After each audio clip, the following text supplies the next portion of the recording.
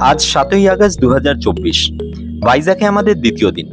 যারা আমাদের ভাইজ্যাক সফরের বাকি দুটো ভিডিও দেখেছো তারা ইতিমধ্যেই জানো যে আমরা গতকাল ভাইজ্যাকে এসে পৌঁছাই এবং আজকে আমরা সকাল সকাল বেরিয়ে পড়েছি আমাদের আজকের গন্তব্য আরাকুর উদ্দেশ্যে। সকালবেলা আমরা একটা উবার বুক করে রওনা দিলাম বিশাখাপত্তনম স্টেশনের উদ্দেশ্যে। ভাড়া পড়েছিল 226 টাকা। সকাল 6:45-এ নির্ধারিত কিরণডুল এক্সপ্রেস ধরে আমরা আজকে প্রথম দেখতে যাব বোরা কেভস। তো চলো শুরু করা যাক আজকের গল্প।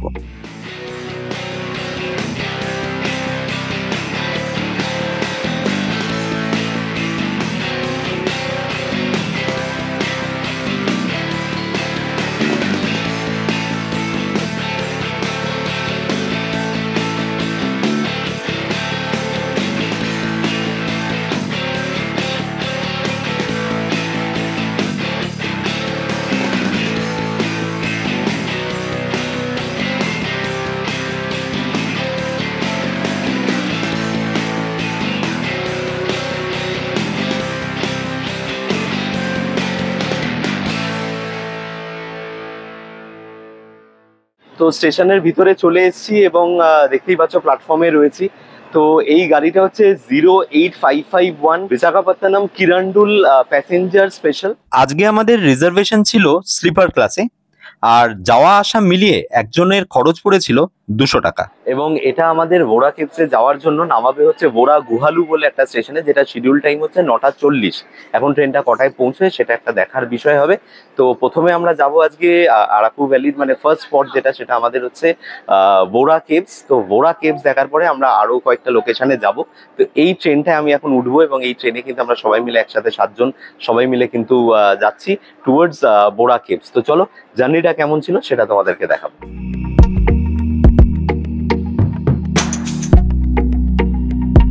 স্টেশনের ঘড়িতে এখন 7:26। ট্রেনটা ছাড়ার কথা ছিল হচ্ছে 6:45-এ, তার মানে 41 মিনিট অলরেডি লেট হয়ে গেছে। এখন ওভারঅল লেটটা কতক্ষণের হয় এটাই হচ্ছে এখন দেখার বিষয়।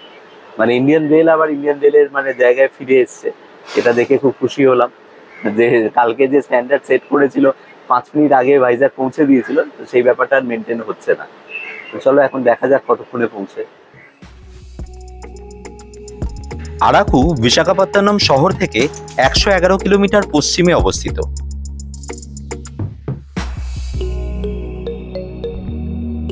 পূর্বঘাট পর্বতমালার কোলে অবস্থিত এই হিল স্টেশনটি ভাইজ্যাকে আগত যে কোনো পর্যটকের কাছে অত্যন্ত পছন্দের একটা ডেস্টিনেশন।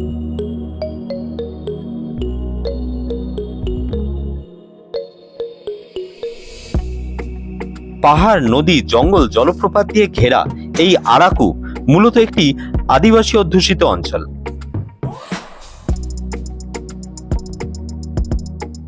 আল্লুরি সীতারামারাজু ডিস্ট্রিক্টের অন্তর্গত আরাকু আরও একটা কারণে ভীষণভাবে পরিচিত ভারতীয়দের কাছে, তা হলো কফি প্লান্টেশন। সকাল 9:05। এখন জাস্ট বোদ্দাভাড়া স্টেশনটা ছাড়লো আর কি।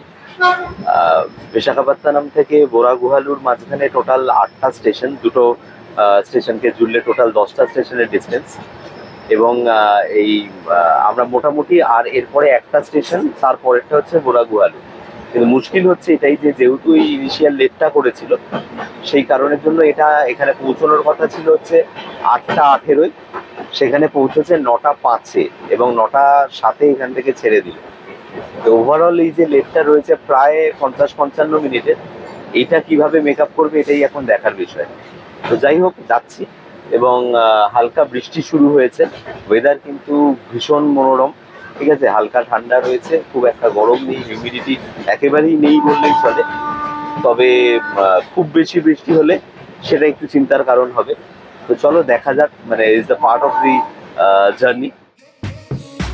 শহর পেরিয়ে পাহাড়ে পাড়ি দিতেই চোখে পড়ল পাহাড়ি ঝর্ণা। এরকম কতই নাম না জানা ঝর্ণা রয়েছে এই রুটে।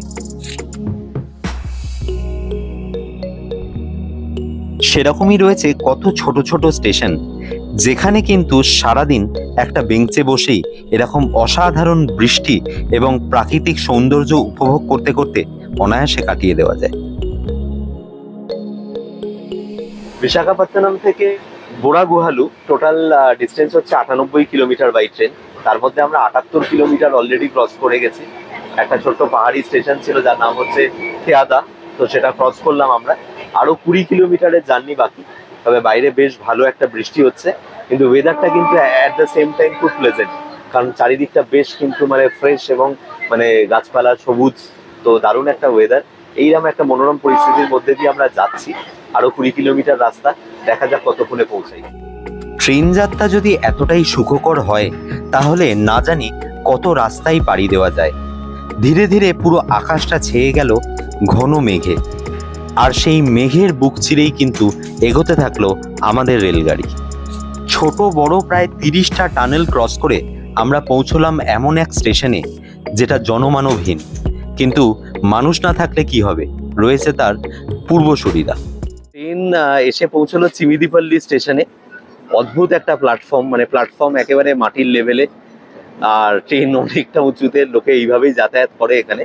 কিন্তু অসম্ভব ভালো কয়েকটা টানেল আমরা ক্রস করলাম, এবং দুর্ধর্ষ একটা বাইরের মানে ল্যান্ডস্কেপ এত সুন্দর দেখতে পাওয়া যাচ্ছে।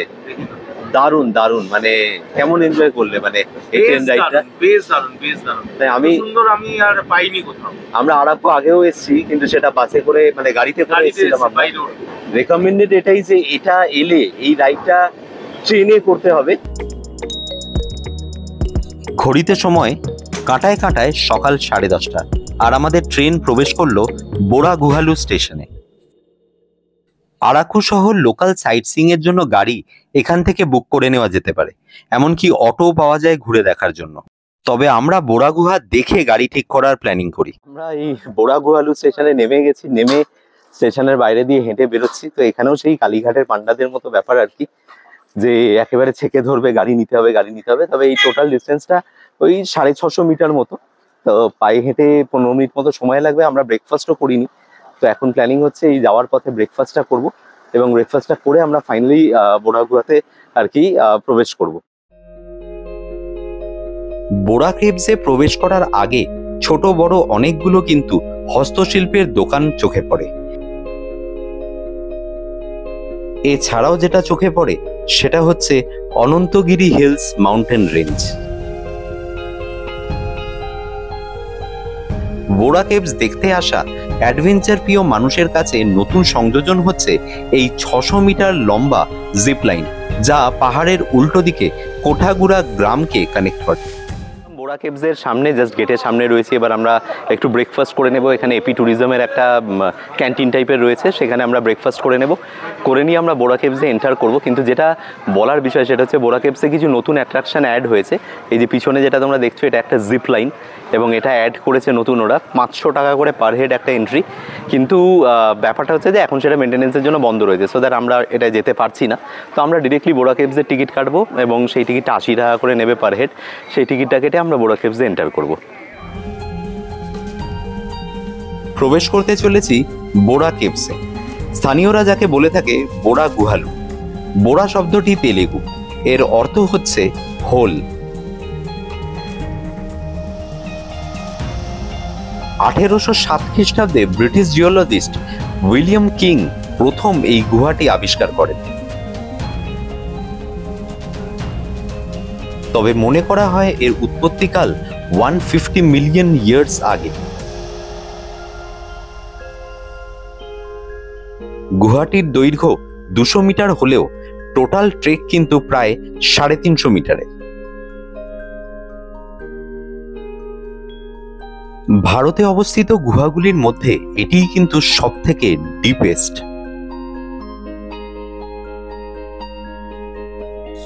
চুনাপাথরের তৈরি এই গুহার কিন্তু বিখ্যাত তার স্ট্যালাকটাইট এবং স্ট্যালাগমাইট ফরমেশনের জন্য। গুহাতে প্রবেশের প্রথমেই চোখে পড়বে একটি শিব মন্দির। স্থানীয় ট্রাইবালসদের কাছে এই গুহা সম্পর্কে অনেকগুলি চমকপ্রদ গল্প রয়েছে, সেগুলো একটু পরে তোমাদেরকে বলবো।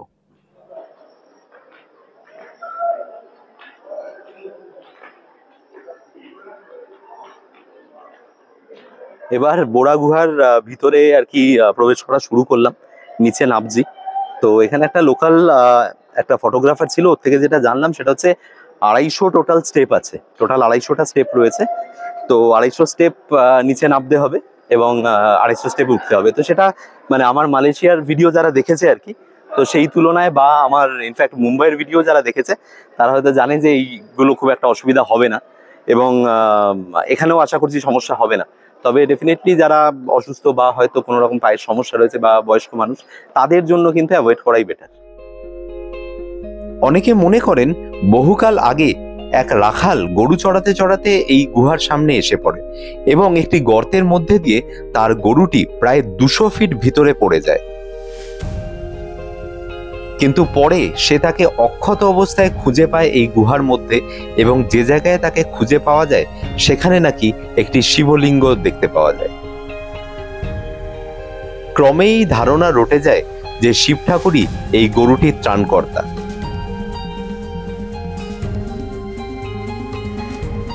অপর জনশ্রুতি অনুযায়ী এই কেভসের ভিতরে একটি শিবলিঙ্গ পাওয়া যায় এবং একটা রক ফরমেশনের মাধ্যমে একটি গরুর প্রতিকৃতিও তৈরি হয়, এবং ধারণা করা হয় এটিই হচ্ছে গোস্থানী নদীর উৎসস্থল, যা সমগ্র ভাইজ্যাক শহরকে জল প্রদান করে থাকে। এবং আজও সেই শিবলিঙ্গ কিন্তু গুহার গভীরে পূজিত হয়। একদম টপে রয়েছি, দেখলে বুঝতেই পারছো যে এই হচ্ছে সেই নিচ থেকে আমরা উঠে এলাম। এই লোকজন এখানে রয়েছে, তো ওখান থেকে উঠে এলাম একেবারে উপরের সিঁড়িটাতে। তো এখানে একটা ছোট মন্দির রয়েছে, সেটা একবার তোমাদেরকে দেখাই।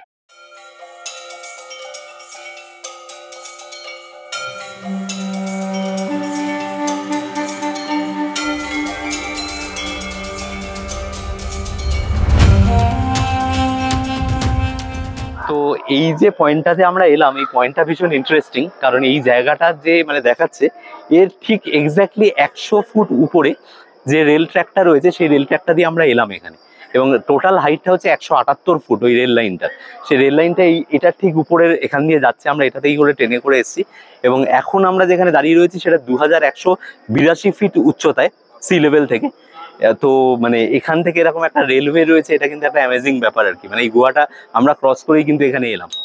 তো এইবার একটা খুব ইন্টারেস্টিং জায়গায় প্রবেশ করছি, গুহার একদম তলা দিয়ে। বুঝতেই পারছেন এই যে জায়গাটা কতটা বেন্ড করতে হচ্ছে, তো ভীষণ মজার। মানে এইগুলোই হচ্ছে অ্যাকচুয়ালি অ্যাডভেঞ্চার। মানে যারা শরীর যাদের আর কি সাপোর্ট করবে তারা অবশ্যই এগুলো ট্রাই করবে।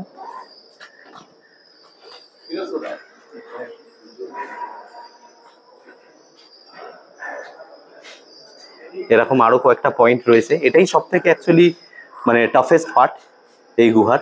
তবে আগে আরো অনেক বেশি টাফ ছিল, আমরা এর থেকেও বেশি টাফ জায়গাগুলো দিয়ে আমরা ক্রস করেছি এর আগে।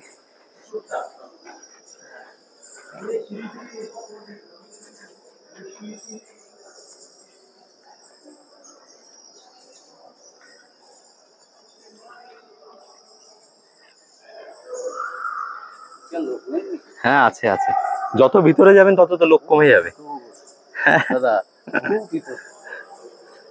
কেমন লাগছে ওভারঅল? হ্যাঁ দারুণ জায়গা, সবাই আসবেন। দাদার এই ব্লগ দেখে সবাই আসবেন। কি কেমন ঘুরলে ভেতরে? হ্যাঁ এই তো আসবে না বলছিলে, ভালো লেগেছে? ভালো ভালো। কি কষ্ট হচ্ছে নাকি? দারুণ লেগেছে। সুন্দর। আন্ধ্রা ইউনিভার্সিটির কিছু আর্কিওলজিস্ট এখানে 30,000 থেকে 50,000 বছর পুরনো কিছু জিনিসপত্র খুঁজে পান। এইবার আমরা একেবারে এন্ডে চলে এসেছি, জাস্ট তোমাদের লাস্ট অব্দি দেখিয়ে দিচ্ছি। এখানে একটা মানে পথ আর কি ক্লোজ করে দিয়েছে। এই হচ্ছে লাস্ট রেলিং, এই হচ্ছে শেষ, এখানে শেষ, মানে আর এখান থেকে আগে যাওয়া যাবে না। এই খনন কার্যের ফলে সেই সময় এই গুহাতে মানুষের উপস্থিতি প্রমাণিত হয়। দেখা কমপ্লিট করলাম বোরা কেভস, সেকেন্ড টাইম আবার এলাম। যাই হোক, তো এখন আবার আমরা উপরের দিকে উঠে যাব। তবে এখানে একটা যে ব্যবস্থা দেখলাম আর কি, সেটা হচ্ছে যে রাস্তাটায় মানে গভর্নমেন্ট আর কি এটা পুরো একটা পেভমেন্ট মতো করে দিয়েছে, সিঁড়ি বানিয়ে দিয়েছে একদম লাস্ট অব্দি। তো সেটা কিন্তু আগে ছিল না। হ্যাঁ রাজা, আমরা যখন এসেছিলাম না সেই অ্যাডভেঞ্চারটাও হচ্ছে না আর কি, ব্যাপারটা নেই না আর অ্যাডভেঞ্চার। জল পড়ছে হ্যাঁ আমরা রীতিমতো স্নান করে বেরিয়েছিলাম, এই জায়গাটাতে যখন আমরা বেরিয়েছিলাম আমরা রীতিমতো স্নান করেছিলাম, তো সেই ব্যাপারটা কিন্তু পেলাম না এইবার। এখন ঘেমে স্নান করেছে এইবার, কিন্তু মানে ওভারঅল মানে সেই ব্যাপারটা পেলাম না। তারপরে ধরো আমরা অনেক ছবি তুলেছিলাম, কিছু ক্যান্ডিড ছবি ছিল, ওপর দিয়ে সান রে নামছে, নিচের দিকটা লাইট হয়ে রয়েছে, মনে আছে আমাদের একটা ছবি ছিল, রয়েছে আমাদের পুরনো ছবি তো রয়েছে সেইগুলো অনেকটাই এখন কৃত্রিম হয়ে গেছে। তো যাই হোক, নেভারদারলেস ফার্স্ট টাইমার যারা তাদের ডেফিনেটলি ভালো লাগবে, এবং আরাকু ভ্যালি ঘুরতে এলে লোকে এটা হচ্ছে মানে মাস্ট গো প্লেসেস, আসতেই হবে এটা। আসতেই হবে। শুধু একটু পায়ের সমস্যা থাকলে, তবে এটুকু আমি বলতে পারি পায়ের সমস্যা থাকলেও কিছুটা পোর্শনে গিয়ে রেস্ট নিয়েও যাওয়া যায়, বা বসা বা ওয়েট করার জন্য এখন কিন্তু অনেক ভালো বসার জায়গাও করে দিয়েছে, হ্যাঁ, দেখলাম, অনেক অনেকগুলো ব্যবস্থা slab করে দিয়েছে। অনেকগুলো স্ল্যাব করে দিয়েছে। কিন্তু দুটো জিনিস আমার খারাপ লেগেছে, যেটা বলতেই হবে। এক হচ্ছে সেই নিজেদের নাম পাথরের উপরে লেখা, যেটা আমার সব থেকে অপছন্দ, যে কোনো হিস্টোরিক্যাল প্লেসে সেই জিনিস, এই অসভ্যতামিটা আমার পছন্দ হয় না। হ্যাঁ। আর একটা হচ্ছে যে অন্ধকার জায়গাগুলো যেখানে লাইটস নেই, সেখানে বহু লোক নিজের সকালবেলার প্রাতকৃত্য সেরে গেছেন যে গন্ধে টেকা দায় যাচ্ছে গুহাতে এত হাঁটা চলার পরে সবার খিদে পেয়ে গেছিল, তাই আমরা লাঞ্চ করেছিলাম অন্ধ্রপ্রদেশ ট্যুরিজমের এই ক্যান্টিনে। এক একজনের খরচ পড়েছিল প্রায় 175 টাকা করে।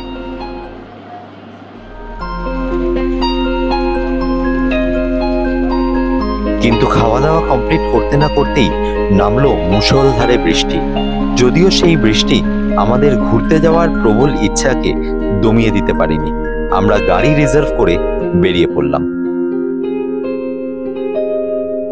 দেখতেই পেয়েছো আর কি, বোরা কেভস থেকে বেরোনোর পরে একটা মুষলধারে বৃষ্টি এসছে। বাট আমরা আগে থেকে প্ল্যানিং করে নিচ্ছিলাম, সেটা হচ্ছে আমরা প্রত্যেকে একটা করে রেনিকোট ক্যারি করছিলাম, তো সেই কারণের জন্য কাউকেই খুব একটা ভিজতে হয়নি, কিন্তু মুষলধারে বৃষ্টি হচ্ছে। এখন খানিকটা বৃষ্টি কম হয়েছে, তো আমরা একটা গাড়ি বুক করে নিলাম, এবং গাড়িটা বুক করলাম হচ্ছে ফর 3 স্পট, মানে এখান থেকে বোরা কেভস এর আশেপাশে দেখার জন্য 3টে স্পট আছে। সেই 3টে স্পট আমরা একসাথে দেখে নেব। একটা ইনোভা আমরা বুক করলাম, 1800 টাকা আমাদের পড়লো টোটাল, তো 7 জনের। তো 3টে স্পট আমরা পরপর ব্যাক টু ব্যাক দেখবো, এবং দেখে আবার আমাদের ট্রেন আছে এখান থেকে 4:45, তো সেই 4:45-এ আমাদেরকে এখানে আবার ড্রপ করে দেবে।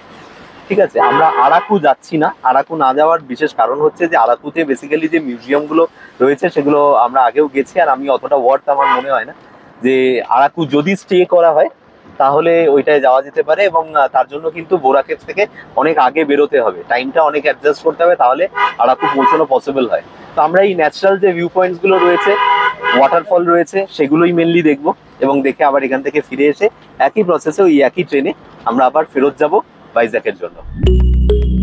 আরাকু সাইট সিইং এর আজকে আমাদের দ্বিতীয় গন্তব্য ছিল থাতিগুড়া ওয়াটারফলস, যেটা অনন্তগিরি ওয়াটারফলস নামেও পরিচিত।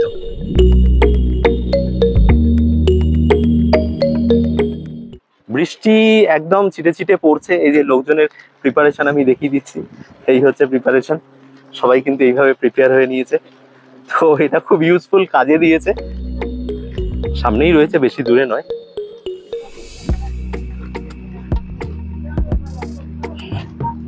রাজা দাঁড়িয়ে রয়েছে, অলরেডি পৌঁছে গেছে ওখানে। হাতিগোড়া ওয়াটারফল, এই হচ্ছে সেই জায়গাটা।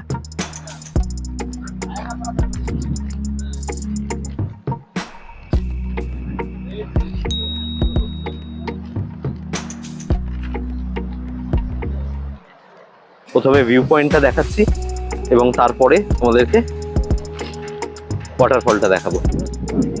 এই হচ্ছে ভিউ পয়েন্ট। দারুণ দারুণ ওইখানে শুধু দেখে দাও, শুধু ওই জায়গাটা শুধু দেখো। এই হচ্ছে জায়গা, প্রচন্ড জোরে হাওয়া বইছে একটা। দারুণ ফটো।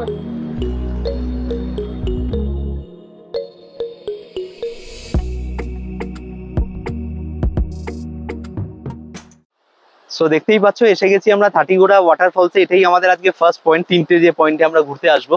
তো ওয়াটারফলসটা হচ্ছে এদিকে, সেটা আমি তোমাদেরকে নিয়ে গিয়ে আবার একবার দেখাবো। বাট এখানে কি সুন্দর মানে সিনিক বিউটিটা জাস্ট দেখো।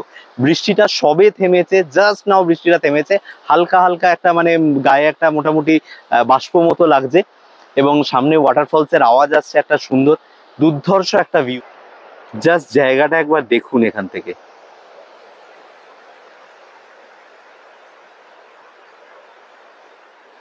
হাতে সময় এবং সাথে বন্দোবস্ত থাকলে এই ওয়াটারফলসে কিন্তু স্নানও করা যায়।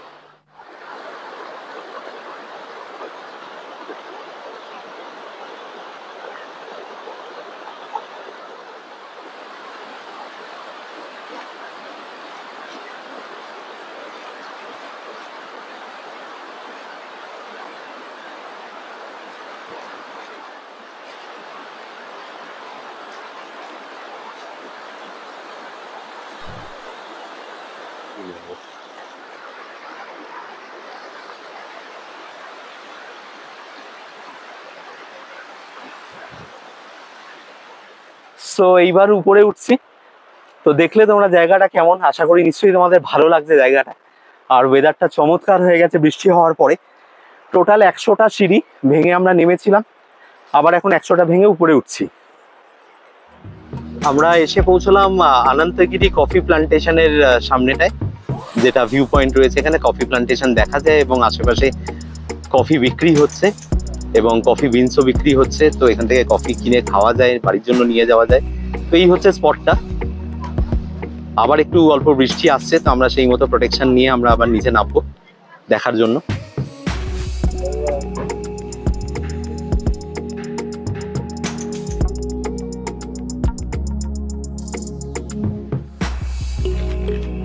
কফি গাছ দেখার চেষ্টা করব, সবই কফি গাছ ইনফ্যাক্ট এখানে, কিন্তু কফি বিনস দেখার চেষ্টা করব। এই কফি প্লান্টেশনের মাধ্যমেই কিন্তু স্থানীয় ট্রাইবালসরা তাদের জীবিকা নির্বাহ করেন।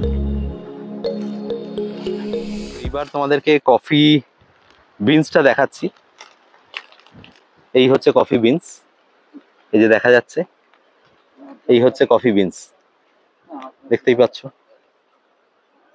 তো একটা জাস্ট তুলে নিচ্ছে, এগুলো কাঁচা।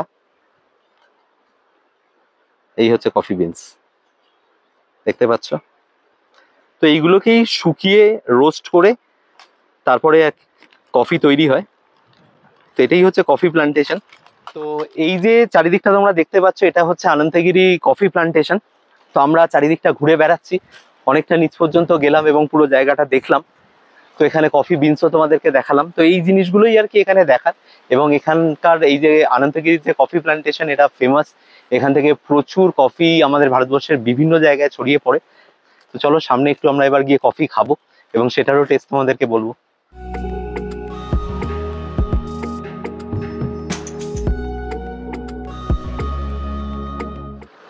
খাওয়ার জন্যই মেনলি আছে, নিতে পারে, অনেকে নেয়, অনেক রকম মশলা আছে আলাদা আলাদা। প্রাইস তো আমাদের কলকাতার মতনই। হ্যাঁ, কিন্তু তুমি এখানে জায়ত্রী ওই 20 টাকার বিক্রি করছে, আমি এই মালই প্যাকেট নিয়ে আসি আমি 10 টাকা করে তালতলা বাজার থেকে। তাহলে জয়ত্রী, জায়ফল, বিরিয়ানিতে লাগে এগুলো। বান্দর আসে গেছে রে। বান্দরের টাকাই। তো দেখতেই পাচ্ছেন আমরা কফি খাচ্ছি এখানে, অনন্তগিরির কফি। ওয়েদারটা একদম কফির জন্য আইডিয়াল। আমি নাহলে মানে মিল্ক টি বা মিল্ক কফি আমি খাই না। সিট হয়ে গেলে ভালো ছিল, বসতাম আস্তে আস্তে করে কফি খেতাম। হ্যাঁ, সেটাও ঠিক, কিন্তু বাট ট্রেনটা ধরার আমাদের একটা তাড়া আছে। এমনি বসতাম আধা ঘন্টা, বসে আস্তে আস্তে করে কফি খেতাম, এইটা ইয়ে করতাম। তো সময়টা कौन सा स्पाइस फेमस है? अच्छा इधर ही है। सब फेमस। हाँ सेम है, सबको इधर से। क्या क्या है बताइए थोड़ा। इधर इधर ब्लैक इलायची, ग्रीन इलायची, जावित्री, जायफल, इधर काली मरीच, अच्छा। इधर लवंगल, दालचीनी, उधर वाला तेजपत्ता, कसूरी मेथी। अच्छा, सब क्या कहाँ से आता है ये सब? इधर से सर लोकली है। लोकली है सब? लोकली है। सब लोकली है ना। এরপর আমরা চলে গেছিলাম আমাদের আজকের শেষ গন্তব্য গালিকোন্ডা ভিউ পয়েন্ট দেখতে। এই হচ্ছে গালিকোন্ডা ভিউ পয়েন্ট। এই ভিউ পয়েন্টটা হচ্ছে এখানকার সবথেকে বেস্ট ভিউ পয়েন্ট। এটা কেন সেটা আমরা সামনে গেলে বুঝতে পারবো, দেখাচ্ছি তোমাদেরকে। মানে পুরো এন্টায়ার ভ্যালিটা এখান দিয়ে দেখতে পাওয়া যায়। আরাকু ভ্যালি থেকে 18 কিলোমিটার দূরে অবস্থিত এই ভিউ পয়েন্টটি পূর্বঘাট পর্বতমালায় অবস্থিত দ্বিতীয় সর্বোচ্চ ভিউ পয়েন্ট, যার উচ্চতা 3800 ফিট। এই হচ্ছে গালিকন্ডা ভিউ পয়েন্ট, দেখতেই পাচ্ছ তোমরা, চলে এসেছি এবং মানে এর পিছনের থেকে এন্টায়ার ভ্যালিটা অসাধারণ দেখতে পাওয়া যায় এবং এটাই এখানকার সব থেকে বেস্ট ভিউ পয়েন্ট। এবং দেখো কথা বলছি মুখ থেকে, মানে বুঝতে পারছো যে টেম্পারেচার কতটা ড্রপ করে গেছে এবং বাতাসে যথেষ্ট ময়েশ্চার রয়েছে, সেটা বোঝাই যাচ্ছে যেহেতু সবে বৃষ্টিটা থেমেছে। তো এটা অনেকটা কাইন্ড অফ ওই মানে on and of kind of হলো আমাদের সাথে, যে আমরা যখন গাড়ির ভিতরে রয়েছি তখন প্রচুর বৃষ্টি হচ্ছে, আবার যখন গাড়ি থেকে আমরা বেরোচ্ছি তখন বৃষ্টিটা থেমে যাচ্ছে। তো এটা প্রকৃতির খেলা, ভগবানের হাতে, যে আমরা এখানে আজকে ঘুরতে এসেছিলাম, খুব মানে প্লেজেন্টলি ঘুরলাম, মানে আমরা বৃষ্টিটাকেও এনজয় করলাম এবং বর্ষাকালে ঘোরার যে আনন্দ, সেই আনন্দটাকে এনজয় করলাম। তো এইবার আমরা এখান থেকে স্টেশনে ফিরে যাব এবং স্টেশনে ফিরে গিয়ে আমরা বেসিক্যালি এখান থেকে ট্রেন ধরবো, যে ট্রেনটাতে করে আমরা এসেছিলাম সেই ট্রেনটাই আমরা আবার ধরবো 4:45-এ এবং সেই ট্রেনে করে আমরা আবার ভাইজ্যাগে ব্যাক করবো। এবার পালা আরাকুর সব থেকে famous delicacy bamboo chicken try করার। কাঠের জালে বাঁশের মধ্যে ম্যারিনেট করা চিকেন রান্না করা হয়, মুখটা আটকে দেওয়া হয় শাল পাতা দিয়ে। এবার উনি বার করবেন ওটা।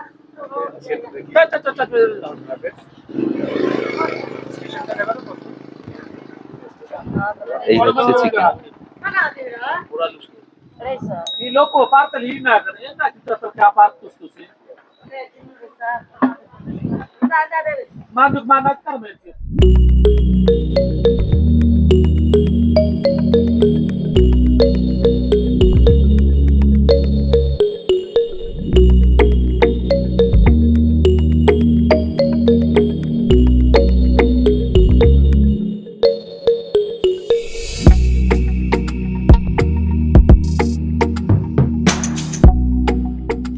বলো কেমন খেতে? ধরো, একজন ধরো, নিয়ে যাও গাড়িতে। এটার মধ্যে দিয়েছে কারি পাতা, লোকাল মশলা, ঝাল রয়েছে। বাম্বু চিকেন খেতে খেতে গাড়িতে করে রওনা দিয়েছি স্টেশনের দিকে। এক্স্যাক্টলি আর ওই 35 মিনিট মতো রয়েছে এবং যেতে ড্রাইভার সাহেব বলছেন যে হাফ অ্যান আওয়ার মতোই সময় লাগবে। তো গাড়ি যদি মিস করি তাহলে বাম্বু চিকেনের বদলে অন্য কোনো জায়গায় যাবে। যাই হোক, এখন আপাতত যতক্ষণ না সেটা হচ্ছে, রুদ্ধশ্বাস, একটা টান টান উত্তেজনা, ট্রেন ধরতে পারবো কিনা, তার ফাঁকে এই বৃষ্টি, এই ওয়েদার, তার সাথে বাম্বু চিকেন খেয়ে বলছি।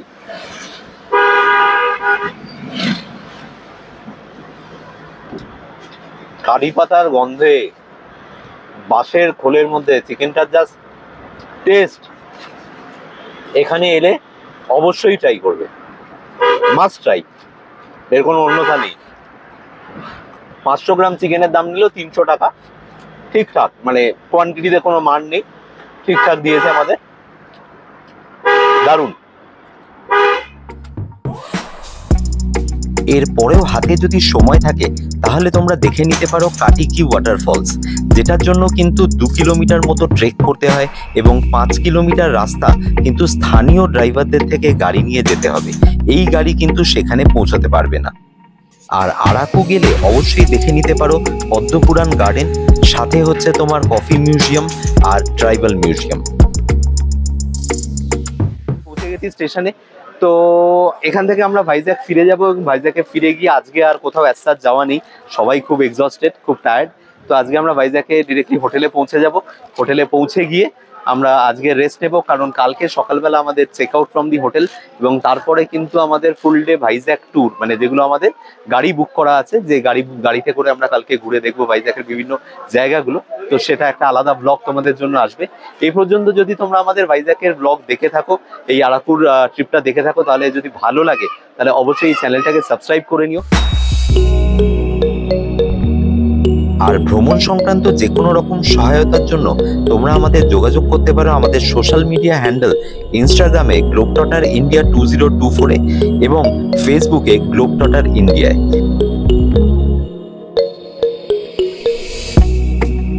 এই কিরান্ডুল এক্সপ্রেসে দুটো ভিস্টাডোম কোচও আছে, যার এক একজনের একদিকের ভাড়া পড়ে 735 টাকা করে। তবে স্লিপার ক্লাসে জার্নি করলে আরাকু ভ্যালির এই ট্রিপটা 1000 টাকায় পার হেড অনায়াসেই কমপ্লিট করা যায়। এই ট্রেনটি আমাদের ভাইজ্যাগ পৌঁছে দিয়েছিল রাত প্রায় 8:30টার সময়। আমি রাজীব সাহা, আমি রাজা। তোমরা দেখছো গ্লোব টটার্স ইউটিউব চ্যানেল আমরা ভাইজ্যাগের বিভিন্ন জায়গায় ঘুরে বেড়াচ্ছি এবং সেখানকার ভিডিও বানিয়ে আপলোড করছি এই চ্যানেলে। যদি ভিডিওগুলো ভালো লেগে থাকে তাহলে ভিডিওগুলোকে লাইক, শেয়ার এবং চ্যানেলটাকে সাবস্ক্রাইব করে নিতে ভুলো না। দেখা হচ্ছে তোমাদের সাথে আমার পরের কোনো ভিডিওতে। Till then, bye by.